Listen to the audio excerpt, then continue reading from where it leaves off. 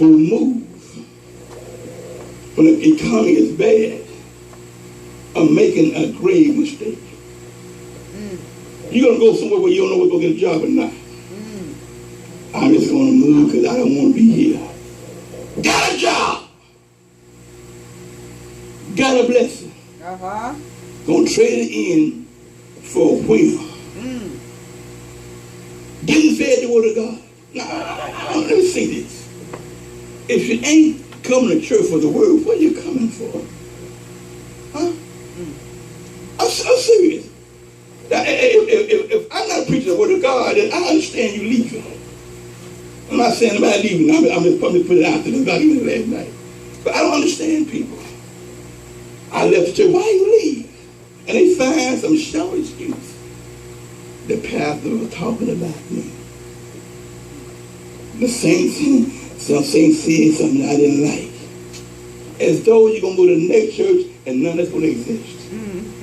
What did the young man think he's going to find out there? See, Satan will deceive you. He had to think, you know what? Out there it's going to be so much better. And for a minute, it was.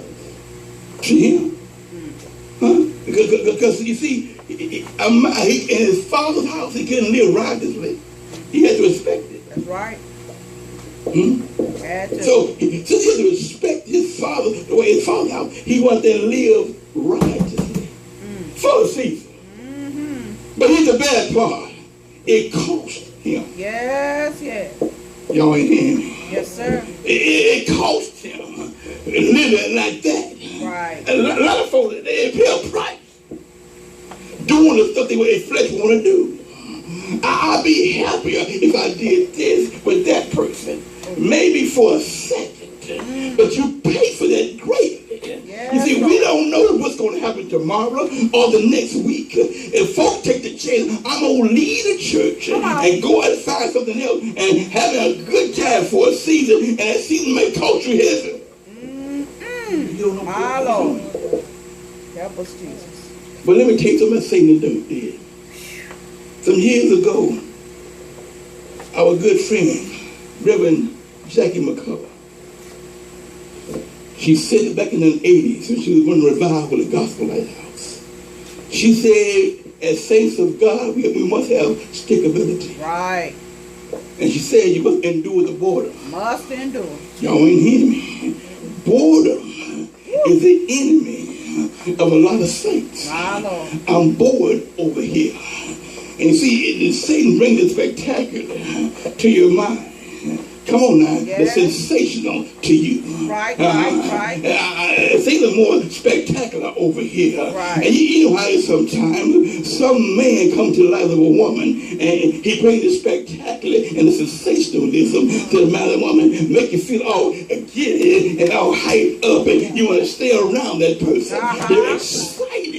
So let me go with Brother Drinkwater here. He's exciting to me. Your flesh is craving excitement. And it's spectacular. But it only lasts for a season. But you get bored with that too. Every night there's something going on. You say, wait a minute, I want to rest a little bit. But you want the excitement. So in order to keep up with that, you take something artificial that keeps you up. Maybe some drugs, maybe some alcohol that keep up with the excitement. But it's all artificial. Right. Amen. But after so long, you begin to crave the stability. I want to be stable. Right.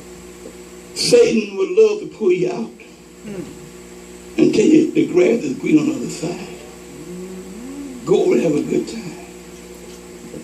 How many men, I know several men, that grew up with me. When they chose a woman, they chose somebody like she was excited. She had the looks. And she was a party girl. She was around all the right people in the crowd. Maybe the children in high school. Maybe she was popular. And they chose those type of women. And after they chose those women, they realized those women were doing everything they can to keep over the image. Oh, help me, Holy Ghost. Right. An image of being somebody they were not. And they fooled around and married those women that had all this image. And they found they were just as shallow as 1 inch water. And I realized that when it comes to the family life, they weren't there for the children. And they weren't there for them either. And they trying to cover them, and they didn't want to be up under the covering. They would leave, come home, she be out with a girlfriend. Come home, she may be gone for 2 days. And they realized, I want me a woman that's stable. Give me the stable woman. Stable. I want some stability. Because I'm always feeling like something around the corner is going to take away my sanity. So I want stability. And the day and time we're living in now, you better find your place in God that's stable. Stable. Because Satan will bring somebody to you and tell you, and he'll begin to talk to you. He'll begin to seduce you. Come on over here. And we can cause your ministry to be skyrocketed. Over here you be appreciated. I give you a title. And I'm going to tell you, a lot of folks are seduced by that very thing. Right. Let me go to the night. Matter of fact, I was talking to this particular pastor. She said that most of her folks in the church was up on the age of 30. And they would go to different churches and they were seduced by the spectacular. And come on, it's the sacred of that church. And they would walk out of her ministry and go over there and get on Front Street because they would get being noticed. It wasn't about the word, it wasn't about the power of God, it's about being noticed and seen. I want to party. Have a good time. There isn't the wrong with enjoying yourself. Right. But you never enjoy yourself to the expense of stability and common sense. At some point in time, you got to come back home. Yes, Lord. You got to live. You got to stabilize. So as time went on, he got back home. Father was glad to see him. The one thing that happened for that young man when he left, when he came back home, his arrogance was gone. You better know. He was demanding nothing. Right. He had gotten what he asked for. He had wasted, he had messed up, and he knew it. That's the good part. I have sinned. I have messed up. And let me say this. I took you for granted, Daddy. I took home for granted. Right. I went out there. I fell among all these people. And I realize now who love me, who don't. Right. They don't care. But you do. Yeah. And the good part about it is, even though I messed up, he said, Daddy, I'm no longer worthy to be called your son. I'll just be a servant. Y'all ain't hearing me. Saints, somebody said, I'd rather be a doorkeeper in the house of the Lord than to dwell in the tent of wickedness. Y'all hit me, Holy Ghost. Than to dwell in the tent of wickedness. The time is coming, saints, where we're going to have to be more thankful about what we got. Come on, saints. God lead you somewhere to stabilize you, to establish you, to get you to grow some roots, and now you're going to pull them up and go find something else that you don't know nothing about. That's a lie of hell. You better stay where you are. Why? I'm blessed right here and blessed right now. But here's the thing. If that young man had begun to say to himself, I am blessed where he was, he would never left. I want y'all to hear me today. A lot of times folks leave because they think what they have is not as good what they're going to get. What I have is a blessing. I'm blessed right here, and I know it. That's why when I get up in the morning, I say, Lord, thank you for my blessing. Yes. Because see, what you're looking at, what you're looking for, you think that's what I need, that's what I want. And you're striving for something that really ain't for you to have. Because what you want will not be your blessing all the time. Right. Okay. What you want and what you need all the time. Okay. So the Bible tells us that we need to learn how to be content where we are right now. God, I'm serious. Learn and what condition you're in that we can be content. I'm happy right here, right now. I'm blessed right here. And right now, because what God did for me when we went on that cruise, it made me realize, Dwight, you're blessed. Right. Because you over here visiting country where folks are having to actually scrap for every dollar and nickel they can get. Right. And I realized someday they were over there thinking, like, in other words, I see the Carnival Cruise Line. And that's my blessing. So they took advantage of us. Found they would charge us double when they charge the natives. Sure do. Yeah, some pop costs $1. They charge us $2. The girl told me about that. Because if you realize that's our blessing, they depend upon Carnival. But they need to understand something. There's a God that can supply your every need according to riches and glory, not Carnival Cruise Line. And they realized that they would charge us the right price and the God will look at the shortfall. Right. So instead decided to do what? Cheat the saint. The young lady told me, I said, why? What can you do with the $5? He said, I get 5 drinks. I said, how come you get 5 drinks? He said, because they charge you double and charge me regular price. Sure did. Because you are Americans. Y'all rich. We rich. You know, we're a blessed nation because when we got the Constitution together, it said one nation under God. There it is. Come on, saints. Now, I don't live in Jamaica, but we're one nation under God. And we don't stay that way. We end up just like Jamaica. It's going to bunch of thieves and robbers. Ooh, Jesus. But he left where he was blessed. And why did he leave it? Because he felt like where he was not blessed. And the enemy gets in your head and tell you, you're missing something.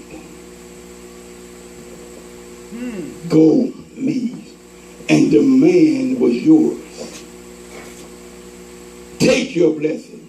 Take your anointing, y'all ain't hear me, and go somewhere. Y'all ain't hear me. Go somewhere else. Because over here, where the truth is, I'm way over here.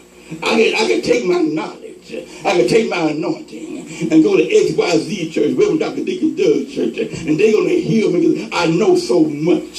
They'll be marveling at my knowledge and my wisdom, not realizing you're blessed where you are for a reason. And God ain't blessing you here to go to a bigger church. He wants you to go out there among those who don't know and spread the gospel with them. Amen. Preparing you to be disciples. Yes. But for some reason in our heads, we act like this is something like a junior college. Or a community college. You know, folks go to community college with hope of going to the bigger college. Yeah. My brother went to California back in the 70s. He graduated high school in 1970. 1971, he was going to community college in California. Out there, junior college is free.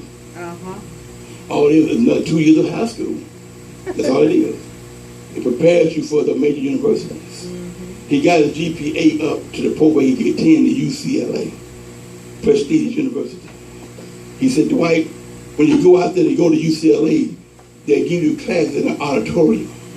Your classmates, you get a class of 450 people. Yeah. And your professor is on stage with a big microphone. I experienced the ULR. The first year I went there, I took a Western civilization class.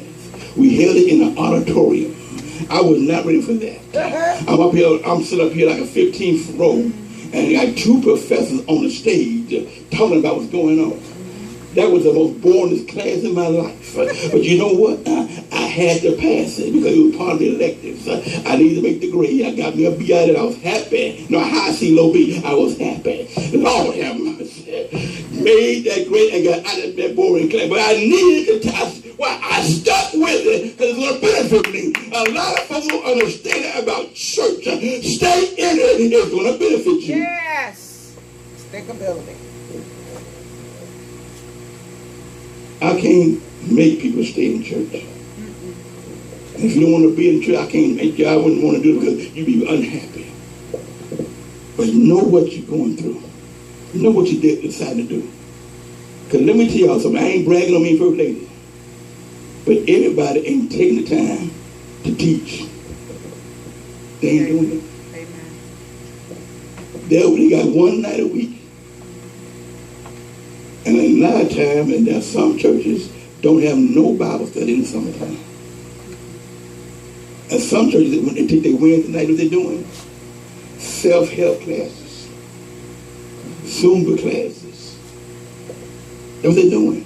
They're putting the Bible down and giving financial aid classes. Because in their mind, you know, it's more important to know how to handle your money than know how to handle the Word of God. But you know what? Money man is in here too. Amen. Help aid is in here too. Yes. Self-help is in here too. Help yourself to that word. I'm not saying this because I want you to stay here, but I'm telling you the truth. Amen. I've talked to several pastors. And they're trying, instead of trying to stick with the program, what they're doing? They're doing what makes the folks enthusiastic. Well, I decided to, you know, cut back on Bible because the word folk wanted to come to Bible no more. And I stopped calling prayer meeting because they weren't sure what prayer meeting no more. I ain't fasting because they stay hungry all the time. And so I decided to do some things to keep the folks energized. So I brought in the praise dancers, and I brought in the spiritual gospel rappers, and that kind of area I can keep everybody, the young folks, they're enthused about the rap. And before you know it, they got everything in the world into the church. Matter of fact, I heard somebody tell me that this particular pastor was holding raffles right before he preaching. After you get through preaching, they're holding a raffle. Somebody won this right here because you did this. All that is designed to keep the folks interested. Let me tell you something, saints. If that what it takes to keep you interested, the Word of Truth would never be happening. Because that's not stabilizing force. No. So the young man went back home. He went back to what was stable. What he knew. He went back to what somebody loved him. Right.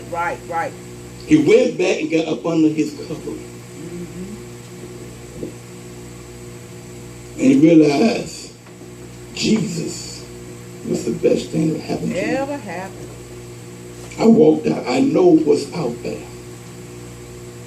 I remember some young ladies, they were brought up in the church, and their father was very strict. Didn't allow them to go to parties, couldn't go to ball games, nothing after school. Was go to school, come home, go to church. Now, I don't believe in being that strict. I believe you have some kind of freedom because you're in this world. You let my son play sports and always kept in his mind, you're gonna honor and love God. But these young ladies decided once I get out of daddy's house, I'm cutting loose. And there was one young lady that today in her mind said like, I ain't let nobody tell me what to do at all. Wow. So when she got out there, she just cut up. Because they felt like I was under bondage in church. And there has to be a line drawn somewhere. We're not supposed to be in the house of God feeling the bondage. The Bible says, who the Son set free is free indeed. And if you're in bondage, it's not my fault. I'm serious. I try to get everybody here to leave it to feel like you're loved, you're cared for. Now, what I will do, I will check on you. Make sure everything's okay. Amen. If loving you and caring with abundance, and I'm guilty. Amen. I'm guilty. So that's just being a good pastor. Amen. But I like what the Father did. He welcomed him back with open arms. Yes. I left my father's den, went to a hog pen, now I'm back home. Saints, there people have talked to me and said they wanted to come back. Had a mother call me with her 2 children. I pastor, I want to come back. I said, come on. Come on. I'll welcome you back with open arms. Never showed up. Yeah. It was not my fault. But I can't. If your mind, your ego won't let you, or your pride won't let you come back, then you own your own. But that young man swallowed his pride. He came to himself. He realized I was blessed right where I was. Wow. Right where I am. Many folks, I've had pastors, I had deacons come to the Pastor Stegall. Come over here. Be a part of this ministry. We approach you as the pastor. I was told that by more than one church. I said, no. No way. I mean, I didn't think about it. I didn't contemplate it. I said, no way. This is where God placed me. Yes. I'm here. God told me to raise up this ministry. Yes. And I know, I said to myself, and one particular deacon told me, I said, brother, I know what I came out of. I said, but y'all, them folk would eat me alive. I know.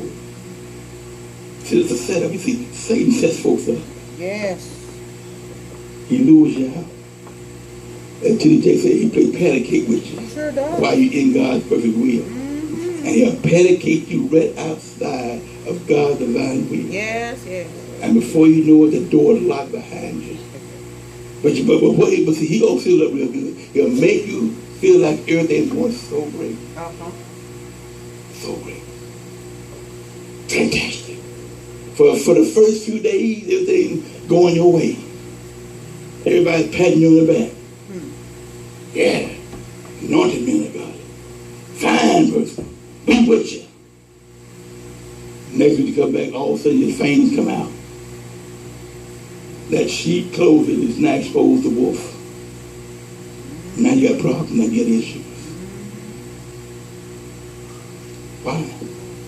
You didn't realize how blessed you were and what you had at the time.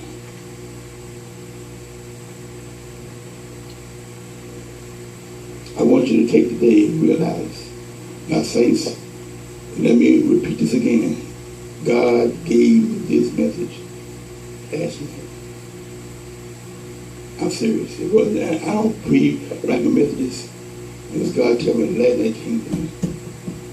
Tell the saints that you're blessed right here, right now. Amen.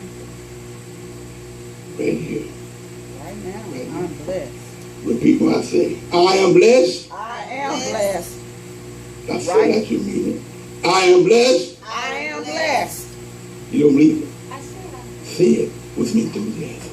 I am blessed. I am blessed. Right here. Right here. Right now. Right now. I am blessed. I am blessed. Right here. Right here. Right now. Right One more time. I am blessed. I am blessed. Right here. Right here. Right now. Right now.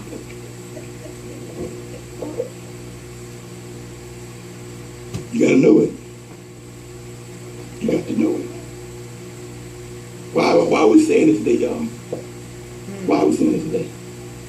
The Bible says, and he called those things. And see, why am I saying? Because Satan wants you to feel like you're not. Right. Because see, you might say it right now and go home and find something that'll mess up in your house. Or go home and find, water leak. Got back from vacation, water leak in the house. Or get back from vacation and they mess with you on the job. But we're blessed. Since they didn't realize that there are folks that wish they could have gone on the cruise. Yes. Never gone on the cruise. Ain't close to going on the cruise. Can't even fathom it. And when I say I went on the cruise, some of the members, they were like, you did? Let me tell you something, how the enemy works on that. Last Thursday, I was figuring something out financially. And I felt good about it. Monday and Tuesday. Felt good about Tuesday. I told you how God was showing me how things were going. Felt good. Thursday, here come the enemy. I want you to say you're blessed now. I got 2 phone calls about 2 things. And it was trying to unravel my confidence in God. I said, one of them scared me. Mr. Stegall, call me, please. Urgent. Hold on. Get the phone. At first, flesh said, don't call him. Oh, yeah. Don't call him. Because while I was on the phone with one collector, this was calling. And when I got the phone with that one, I saw his number. I said, oh my goodness. So I hit the return button. I hit the button where he left a message. And he was sounding frantic. Which made me frantic. I said, oh my God. Don't call him. You know. And by not calling him, will not make it better. Be the saved man that you are and call him back. So I called up on that number. It went to voicemail. I said, well, call him. Voicemail. I'll do it. Spirit said, no. Now you ain't getting off that. You got his number. Call him. I called him. And it wasn't what I thought it was. It was about the situation, but it wasn't the way I thought it was. The situation was more frantic on his part. Sickness in the family. I said, oh. He said, we can meet later. I said, okay. What if I had not called back?